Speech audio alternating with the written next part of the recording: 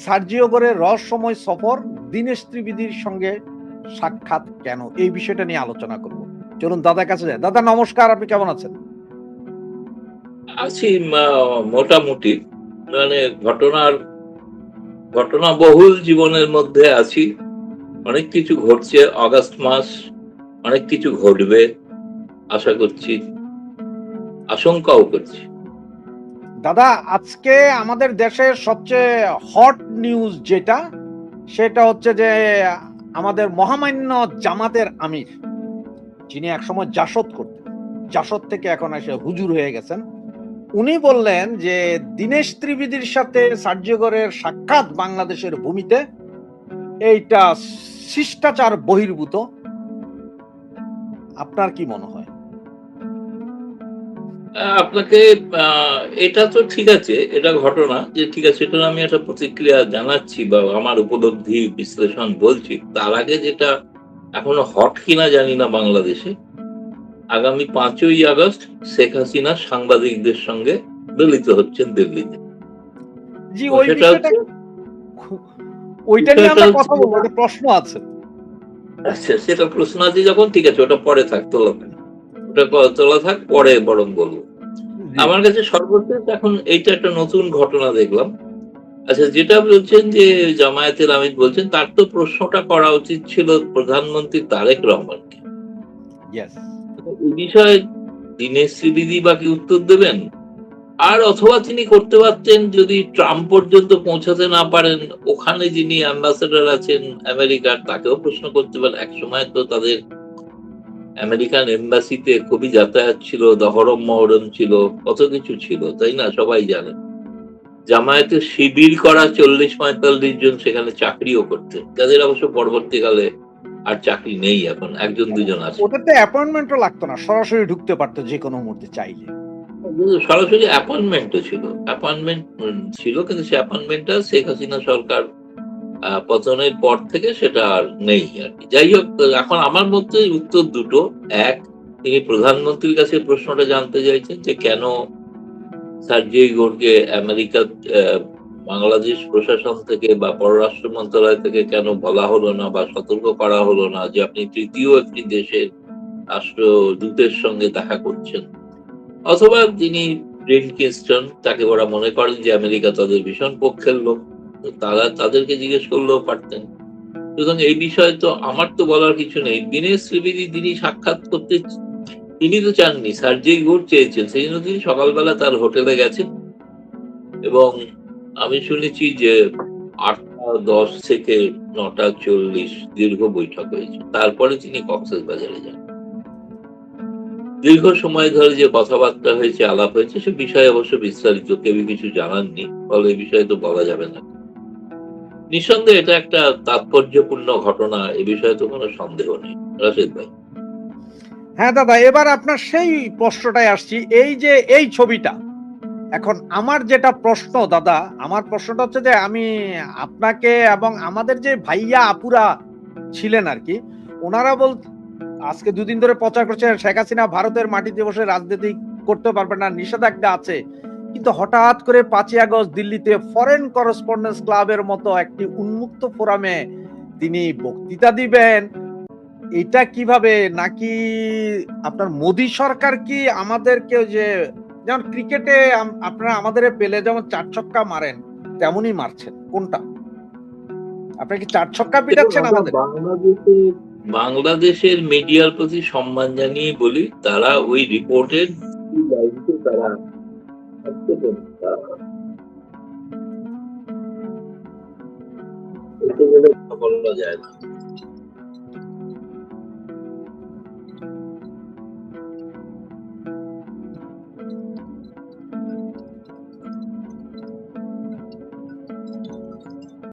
কারণ এই সময় কথা বললে শুনতে পাবেন না, ভয়েসটা লো হয়ে যায়। জি, জি। ফোনটা না কাটলে কথা বলা যাবে না, আর এই ফোনেতে ফোন আসতেই থাকে, এর সমস্যা। তো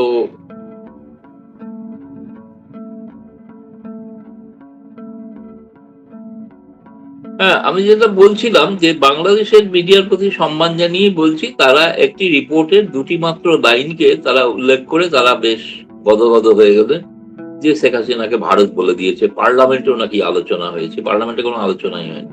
কিছুই জানেন না। কারণ হচ্ছে ওটা স্ট্যান্ডিং কমিটির রিপোর্ট। রিপোর্টটা গত বছরের, এবং সেই সময় মনে আছে যে হাদি হত্যাকাণ্ডের পর বাংলাদেশ সরকার যখন ভারতকে একটা কড়া চিঠি দিয়েছিলেন, তার প্রত্যুত্তরে ভারত যে জবাব দিয়েছিল, যেটা লিখিত আকারে, যেটা প্রকাশ্যে, সেটা হচ্ছে ভারত কখনো রাজনীতিতে প্রশ্রয় দেয় না।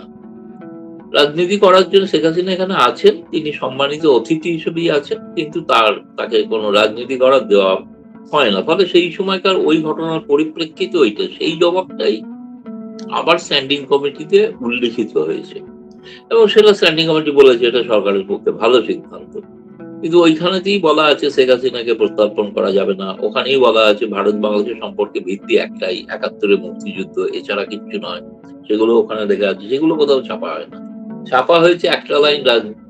এরপরে তো এখন শেখ হাসিনা সেই মোক্ষম জবাব দেবেন। আমি এখনো বলছি, যদি ভারত সরকারকে জিজ্ঞেস করেন বা আমাকে যদি বলে, আমি বলবো না, ফরেন করেসপন্ডেন্ট ক্লাবে যেটা করছেন ওটা তো রাজনীতি না। রাজনীতি তো মাঠে ময়দানে নেমে করতে হয়। মাঠে ময়দানে নেমে তিনি তো রাজনীতি করছেন না। তিনি তার ৫ই আগস্ট তিনি এই ভারতে আশ্রয় পেয়েছিলেন। তার এতদিন ২ বছর পরে তার কেমন কাটছে, কেমন সময়, কি ভাবছেন তিনি। যদিও এর হেডলাইন শিরোনামে দেওয়া আছে হোম কামিং, মানে তিনি দেশে ফিরছেন, সেই উপলক্ষে এটা। এখন ফলে খুবই ইন্টারেস্টিং, চিত্তাকর্ষক। এখন ব্যাপার হচ্ছে যে যারা লিখেছিলেন যে রাজনীতি করতে দেওয়া হবে না, তারা দয়া করে এখানে আসুন, এসে শুনে যান শেখ হাসিনা কি বলছে। শেখ হাসিনা একা নয়, এখানে সজীব ওয়াজেদ জয়ও থাকবে। তবে তিনি, আমি শুনেছি তিনি অডিও মারফত থাকবেন, মানে শেখ হাসিনা অডিও মারফত থাকবেন, ভিডিও নয়। আগে একবার বলেছিলাম বলে প্রচুর কন্ট্রোভার্সি হয়েছিল, আপনি বলেছেন ভিডিও। আমি কিছুই বলিনি, ভিডিও আমি বলেছি তিনি উপস্থিত হবেন। আজ আবার বলছি ৫ই আগস্ট শেখ হাসিনা উপস্থিত হবে, কিন্তু অডিওর মাধ্যমে হবে, ভিডিও তো এখনো হচ্ছেন না। তাহলে এ নিয়ে বাকি তো পুরনো সাবেক শিক্ষামন্ত্রী তিনি থাকবেন, আরো কিছু কেউ থাকবেন যাদের নাম ওখানে দেওয়া আছে, ছাত্রলীগের নেতা ইত্যাদির নাম দেওয়া আছে। জি, এখন আমি জি, এটা সজীব জানি ওয়াজেদ যে, জয়ও থাকবে। হ্যাঁ বললাম তো সাজিব ওয়াজেদ জয়ও থাকবেন, তিনি সরাসরি থাকবেন, তিনি হচ্ছেন ভিডিও মারফত থাকবেন। কিন্তু এটা নিয়ে বাংলাদেশের এখানকার বাংলাদেশ সরকার এই ব্যাপারটা তো নড়ে চড়ে বসেছে, এবং তারা ভারত সরকারের উপর একটা চাপ তৈরি করারও চেষ্টা করছেন। এখনো পর্যন্ত আগের বারও করেছিলেন, তাতে কোনো লাভ হয়নি। এখন ফরেন করেসপন্ডেন্ট ক্লাবকে ভারত সরকার কি করে বলবে যে তোমরা এমন কোন অনুষ্ঠান করো না? এটা তো বিদেশে ভারতের মুখ পুড়বে। সব দেশ তো বাংলাদেশ নয় না। বাংলাদেশে আপনি যা খুশি তাই নির্দেশ দিতে পারেন সাংবাদিকদের, সেটা চলেও, তারা মেনেও নেয়।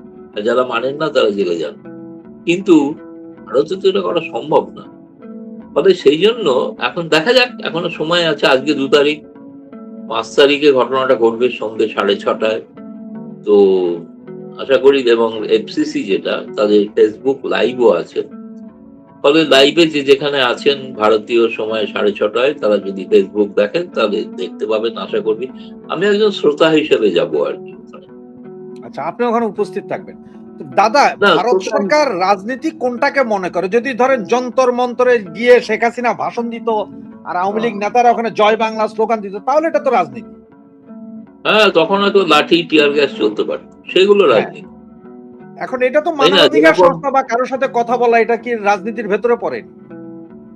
না, এগুলো রাজনীতি। মানবাধিকার সংগঠনের লোক নিউ ইয়র্ক থেকে আসছেন, তিনি তিনি তার সঙ্গে কথা বলবেন, এবং সেখানে মিডিয়া থাকবে।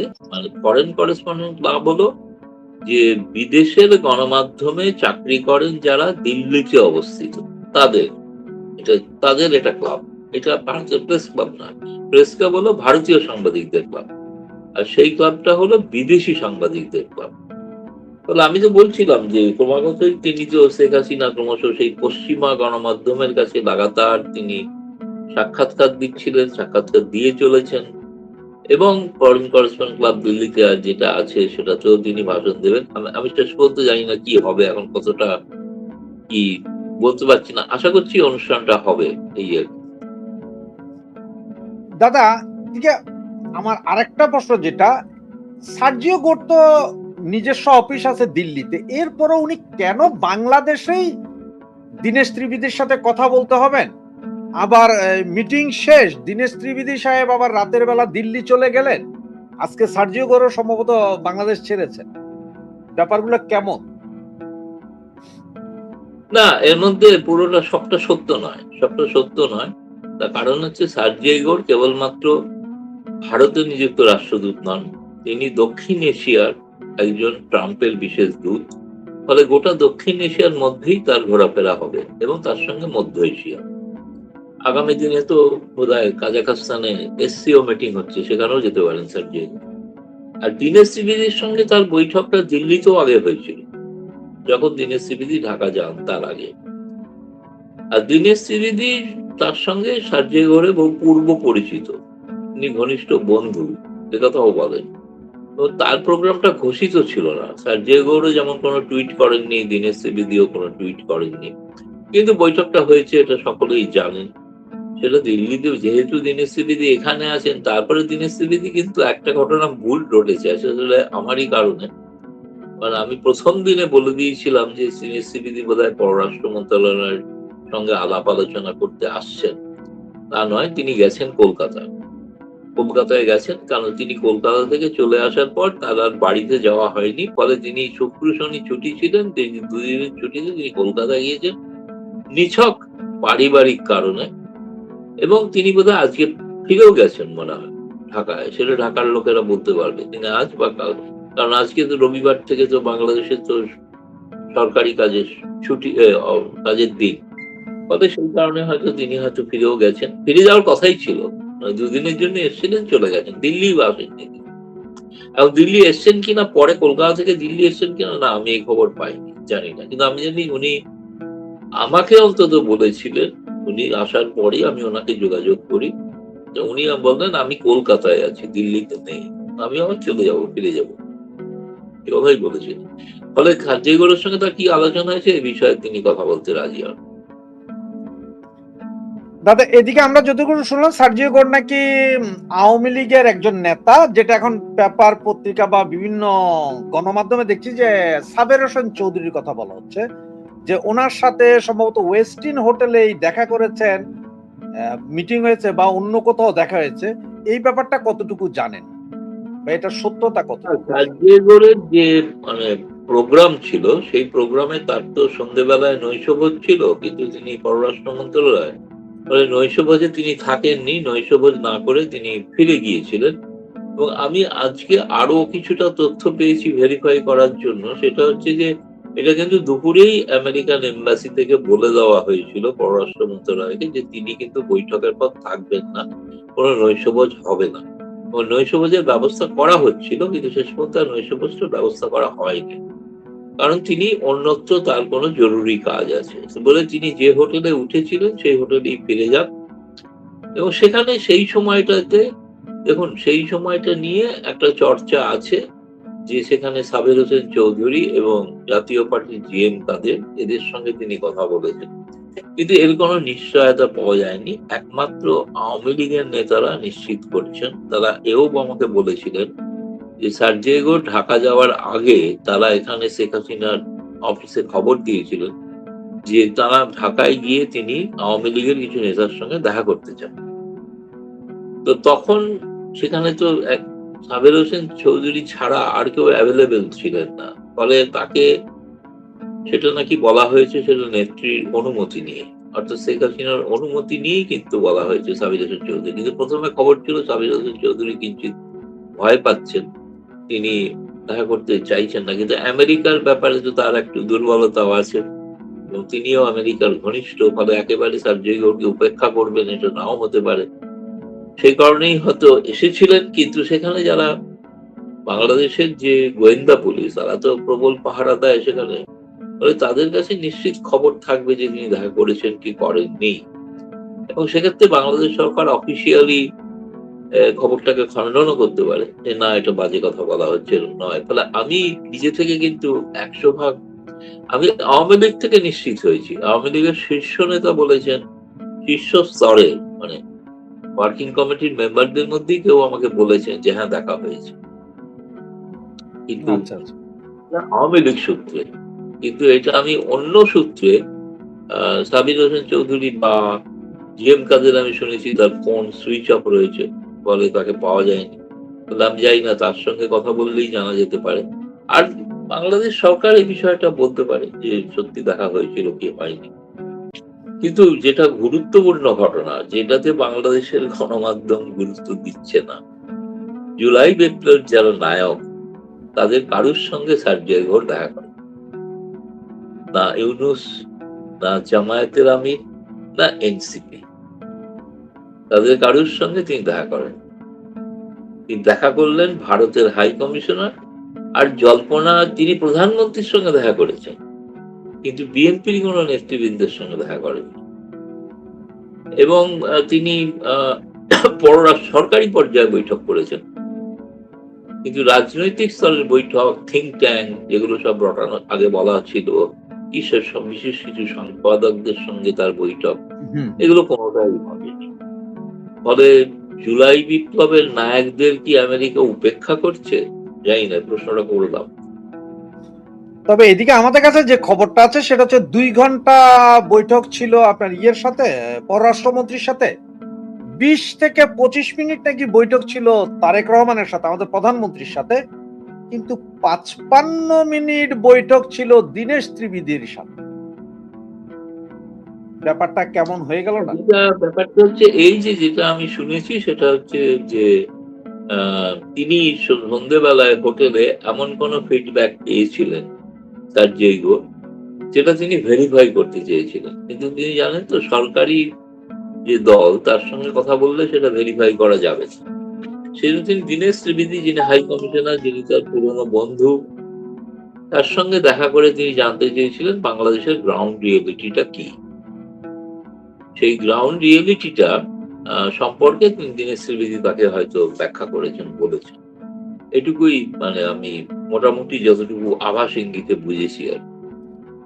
আমাদের পররাষ্ট্রমন্ত্রীর সাথে যে কথা মিটিংটা হয়েছে 2 ঘন্টা, এরপরে যেন সাংবাদিকরা প্রায় 10টা প্রশ্ন করেছেন পররাষ্ট্রমন্ত্রীকে বিভিন্ন বিষয়ে, যে আওয়ামী লীগ বিষয়ে কথা হয়েছে না, এই ভারত বিষয়ে কথা, উনি সব জায়গায় বলছেন না না না। তাহলে এই 2 ঘন্টা ওনারা কি করেছেন? ওখানে কি প্রেমালাপ হয়েছে বা একজন আরেকজনকে ফুল দিয়েছে আই লাভ ইউ, এরকম কিছু হয়েছে? না, কতগুলো আমেরিকার তো ব্যবসায়িক সম্পর্ক থাকে।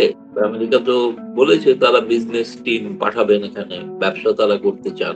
রিপাবলিকান আমেরিকানরা তারা ব্যবসা নিয়ে বেশি আগ্রহী, ফলে ব্যবসায়িক বিষয় নিয়ে কথাবার্তা হয়েছে। আর একটা হয়েছে আলোচনা, যেটা আমার মনে হয়, আমি যেটা শুনেছি, বৈঠকের পরেই পররাষ্ট্রমন্ত্রী এবং উপদেষ্টা দুজনেই প্রধানমন্ত্রীর কাছে প্রায় দৌড়ে গিয়েছিলেন। কারণ আমেরিকা একটা প্রস্তাব দিয়েছে যে প্যাক্সিডিকা নামে যে আর্টিফিশিয়াল ইন্টেলিজেন্স এবং যে গোয়েন্দাগিরির একটা ইন্টারন্যাশনাল অ্যালায়েন্স তারা তৈরি করেছেন, যেটাতে ভারতও আছে, মূলত চীন বিরোধী। সেটাতে তারা চান যে বাংলাদেশ তাতে সামিল হোক, কারণ বাংলাদেশ চীনের এরকম একটা নেটওয়ার্ক, তার মধ্যে নীতিগত সম্মতি তারা দিয়ে বসেছেন যে তারা তার শরিক হবেন। এবং গতকাল রাতে বাংলাদেশের পররাষ্ট্র মন্ত্রণালয় থেকে কিন্তু একটা ছোট আকারের একটা বিজ্ঞপ্তিও জারি হয়েছিল যে চীনের ওই প্রস্তাবটাকে তারা গ্রহণ করছে। কিন্তু আমেরিকা যে প্রস্তাব দিয়েছিল যে প্যাক্সিডিকা, সেটাতে কিন্তু কোনো তারা এখনো সম্মতি দেননি। ফলে এই বিষয়টা নিয়ে আমেরিকা, ভারত যেখানে একজোটে সামিল, এবং আমি তো বরাবরই বলছি যে আমেরিকা ভারত ইদানিংকালে বাংলাদেশের বহু বিষয়ে তারা সহমত, বিশেষ করে চীনের প্রভাব রক্ষা, অন্তর্ভুক্তিকালীন একটি রাজনৈতিক ব্যবস্থা, এবং আন্তর্জাতিকভাবে কিভাবে চীনকে বিরোধিতা করা যায় সেই ব্যাপারে তো ভারত যুক্তরাষ্ট্র এক। ফলে সেই বিষয়ে কিন্তু বৈঠকগুলি খুব সফল হয়নি বলেই আমি বলতে পারি। সার্জিয়া ঘোষের সঙ্গে বাংলাদেশ সরকারের বৈঠক, তারা যতই সবাই দেখা হলে সেটা সবসময় বলেন চমৎকার বৈঠক হয়েছে, দারুণ বৈঠক হয়েছে, অসাধারণ কথা হয়েছে, খুব ভালো হয়েছে। যুক্তরাষ্ট্র বাংলাদেশ নিবিড় হয়ে গেছে, এত নিবিড় হয়েছে যে ডিনার খেতে ভুলে গেছে, এতটাই নিবিড় হয়েছে। সুতরাং এগুলো তো কূটনীতির একটা অঙ্গ, না? কূটনীতিতে এই বডি ল্যাঙ্গুয়েজ এগুলো দেখে বোঝা যায় আপনি ডিনার খেলেন কি খেলেন না, দাওয়াত গ্রহণ করলেন না, তার মানে কি? আপনি আমাকে দাওয়াত দিবেন। আর আমি বললাম, না রাশেদ ভাই, আমি আজকে খেতে পারবো না, আমি চললাম, অন্য জায়গায় ব্যস্ত আছি। এটা কি আপনাকে অপমান করা নয়? তাই তো, আমি সাধারণ বুদ্ধিতে তাই বুঝি। বাংলাদেশের এখন তারেক রহমানদের সৌজন্য বলতে কি আমি জানি না, তার ব্যাখ্যা কি? তারা বলছেন সার্জিও আওয়ামী লীগ কোনো ব্যাপারই না, নন এন্টিটি, কোনো গুরুত্বই নেই। তো গুরুত্ব নেই তো তাকে বাংলাদেশে ঢুকতে দেন, তার জন্য তো গুরুত্বই নেই। গুরুত্বও নেই, অথচ তার নিষেধাজ্ঞা রাখবেন। ইররেলিভেন্ট একটা শব্দ ব্যবহার করেছেন, ইররেলিভেন্ট। কিন্তু আমি দেখলাম সার্জেই গৌড়ের সফরে জুলাই বিপ্লবের নায়ক নায়িকেরা ইররেলিভেন্ট হয়ে গেল, এবং তাই না? গতকালকে আজকে সার্জিগর চলে গেল, এত মিটিং হলো, আওয়ামী লীগ ভারতে দাফন হয়ে গেছে। হয়ারাজ গতকাল সন্ধ্যার পর থেকে পুলিশকে সর্বোচ্চ সতর্ক অবস্থায় রাখা হয়েছে, এটা জারি করা হয়েছে। ওই তো এতটাই ইররেলিভেন্ট, এতটাই ইররেলিভেন্ট। আবার আপনি যেটা বললেন আমেরিকার একটা প্রস্তাব নাকি, আজকে আমি পত্রিকাতে দেখলাম যে আর্টিফিশিয়াল ইন্টেলিজেন্সের জন্য ওনারা $2 বিলিয়ন বিনিয়োগ করবেন বাংলাদেশে। জোটের কথা বলেছেন তারা, সেটা আমিও দেখেছি, গণমাধ্যমে দেখেছি ঘটনা। আমাদের ভারতেরও কিছু গণমাধ্যমে বেরিয়েছে। আচ্ছা দাদা, এদিকে তো অন্য যেই কাহিনীটার দিকে এখন মনে হয় যাচ্ছে যে সার্জিও কক্সবাজারে গেলেন, ওখানে কি কি করলেন এগুলো প্রকাশ হয়নি, বা সার্জিও যদি টুইট করেন আমরা হয়তো জানতে পারবো। তো কক্সবাজার ওইদিকে যাওয়া মানে তো করিডোর ফরিডোর এগুলোর বিষয় আছে অনেক কিছু। তো চাইনিজ করিডোর হবে না আমেরিকান করিডোর হবে, নাকি আমাদের তারেক ভাই বলবো যে কাউকেই দিব না? কোনটা মনে হয় আপনাকে? জানি না, আমার কোন তো দিকে দেখে ঘুরতে শুনে পারে? মনে হচ্ছে যে বাংলাদেশ সরকার বোধহয় একটা ৳1 কয়েন নিয়ে বোধহয় হেডটেল করবে। হেডটেল করলে যার পক্ষে পড়বে সেদিকে যাবে, এরকম একটা অবস্থায় আছে। কোনো সিদ্ধান্ত নিতে পারছেন না কোন দিকে যাবেন। শি জিনপিং এর প্রস্তাব, ট্রাম্পের প্রস্তাব, দুটো নিয়ে তো হিমশিম অবস্থা। দুই হচ্ছে, আপনাকে আরেকটা কথাও বলি, সেটা হচ্ছে যে রোহিঙ্গাদের ক্যাম্পটা দেখাশোনা করে ইউনাইটেড নেশন, জাতিসংঘ। সার্জিও জাতিসংঘের কোনো অফিসিয়ালদের সঙ্গে দেখা করেননি, না। তাও তিনি দেখা করতে চাননি। অথচ আমেরিকান এম্বাসি, ইউনাইটেড নেশনসের যে দপ্তর আছে, সেখানে তাদের বলা হয়েছিল একটা নোট ভার্বালে দিয়ে সার্জিও পরিদর্শন করতে যাবেন, আপনারা তাকে সুযোগ করে দেবেন পরিদর্শনের। কিন্তু সেই ইউনাইটেড নেশন, জাতিসংঘ যারা দেখভাল করে, তাদেরকে সার্জিও কোনো গুরুত্বও দিলেন। এবং আপনারা জানেন যে ট্রাম্প প্রশাসন তো জাতিসংঘকে গুরুত্ব দিতে চায়ও না, তাই না? ফলে সেই ট্রাম্পের নীতি অনুসারেই চলছেন আর কি সার্জিও। তিনি তো আবার ট্রাম্পের বিশেষ দূত এবং খুবই ঘনিষ্ঠ। দাদা, এই যে আপনাকে আমি গত প্রোগ্রাম আপনাকে জিজ্ঞেস করেছিলাম যে তারেক রহমান কি ভারতে আসছেন কিনা ওই দাওয়াতে, কিন্তু এখন যা শোনা যাচ্ছে তাতে বলা হচ্ছে যে তারেক রহমানকে ভারত গভর্নমেন্ট বাংলাদেশের প্রধানমন্ত্রী হিসেবে দাওয়াত দেননি, ওনাকে কোন একটা সংগঠনের হিসাবে দাওয়াত দিয়েছেন, চেয়ার হিসাবে বা প্রেসিডেন্ট হিসাবে। সুতরাং এটা নিয়ে খুব মনক্ষুণ্ণ। সুতরাং উনি যেতেও পারেন, নাও যেতে পারেন। আপনার কি মনে? এটা হচ্ছে খুব, আমি শুধু দুর্ভাগ্যের সঙ্গে বলতে বাধ্য হচ্ছি, সম্মান জানিও, যে অশিক্ষিত সাংবাদিকদের এগুলো ব্যাখ্যা। কারণ বিমস্টেকের পৌরোহিত্য করছেন তারেক রহমান, তিনি প্রধানমন্ত্রী। তাকে আমন্ত্রণ কে দিয়েছেন? ব্রিক্সের সভাপতি। ব্রিক্সের সভাপতি কে? প্রধানমন্ত্রী নরেন্দ্র মোদী। তো ব্রিক্সের সভাপতি বিমস্টেকের সভাপতিকে আমন্ত্রণ জানিয়েছে। আর প্রধানমন্ত্রী নরেন্দ্র মোদী, প্রধানমন্ত্রী তারেক রহমানকে আমন্ত্রণ তো আগেই জানিয়ে রেখেছেন, সে তো পড়ে আছে তার টেবিলে আমন্ত্রণ। সেই তিনি হচ্ছে নরেন্দ্র মোদী প্রথম প্রধানমন্ত্রী গোটা বিশ্বের মধ্যে, তিনি তারেক রহমান নির্বাচিত হবার প্রথম আমন্ত্রণ জানিয়েছেন, তাই না? সেই আমন্ত্রণে তো এখনো তারেক রহমান সাড়া দেয়নি। ফলে তারেক রহমানের হাতে এখন দুটো আমন্ত্রণ, একটা প্রধানমন্ত্রী নরেন্দ্র মোদীর আহত, একটা ব্রিক্সের সভাপতি নরেন্দ্র মোদীর হবার আমন্ত্রণ। এখন কোনটা তিনি নেবেন সেটা তো দিনের দিকে প্রশ্নও করেছিল অনেকে। তিনি বলেছেন এটা prerogative of prime minister, prime minister নিজে ঠিক করবেন তিনি কোন আমন্ত্রণটা নিয়ে আসবেন। তবে ব্রিক্সের আমন্ত্রণে তিনি যদি না আসেন, তাহলে এটা বাংলাদেশের জন্য খুবই ক্ষতি, খুবই ক্ষতি। সেখানে তো ভারত একা নয় না, 11টা রাষ্ট্রপ্রধান আসবে, তাদের সকলের সঙ্গে তার ওঠা বসা, খাওয়া দাওয়া, তার ডিনার টেবিলে বসা এই বিরাট সুযোগ না, যেটা শেখ হাসিনা ছাড়েননি, করেছিলেন G20। আবার অতীতে ব্রিক্সের সম্মেলনে শেখ হাসিনাও এসেছিলেন, গোয়াতে হয়েছিল, তখন এসেছিল। কিন্তু কারণ ভারত প্রতিবেশী রাষ্ট্রকে আমন্ত্রণ জানায় এবং বাংলাদেশকে একটা উন্নয়নশীল রাষ্ট্র হিসেবে তাকে গুরুত্ব দেয়, সেই কারণেই তাকে আমন্ত্রণ জানানো। সুতরাং প্রোটোকলটা হচ্ছে ব্রিক্সের সভাপতি হিসেবে রাশিয়ার প্রেসিডেন্টকে যে আমন্ত্রণ জানিয়েছেন সেটা হচ্ছে ব্রিক্সের অন্যতম সদস্য রাশিয়াকে, ব্রিক্সের অন্যতম সদস্য শি জিনপিং তাকে আমন্ত্রণ জানিয়েছে। তারা সকলেই সব রাষ্ট্রপ্রধানরাই তো এগুলো হয়ে থাকেন না এই পদগুলোতে। তো বিমস্টেকের সভাপতি তো খলিলুর রহমান হতে পারবেন না, কিংবা আপনার ওই কি বলে ফখরুল মির্জাও তো হতে পারবেন না, হতে তো হবে প্রধানমন্ত্রীকেই। তো সেই জন্য প্রধানমন্ত্রীর কাছে গেছে। এটাকে না মানে অযথা জলঘোলা করার চেষ্টা, মানে একটা বলে না পায়ে পা লাগিয়ে ঝগড়া করা, একটা ছেলে মানুষের বাচ্চাদের স্কুলে করে না, এই তুই আমাকে ঠিকই করিস নি, একটা বাচ্চাদের মধ্যে। সেটা ওনারা কেউ বলেননি কিছু। এটা সাংবাদিকরা আগ বাড়িয়ে ব্যাখ্যা দিচ্ছেন। কোন সাংবাদিক? তারা হচ্ছে ইউনূসের মদত পুষ্ট সাংবাদিক।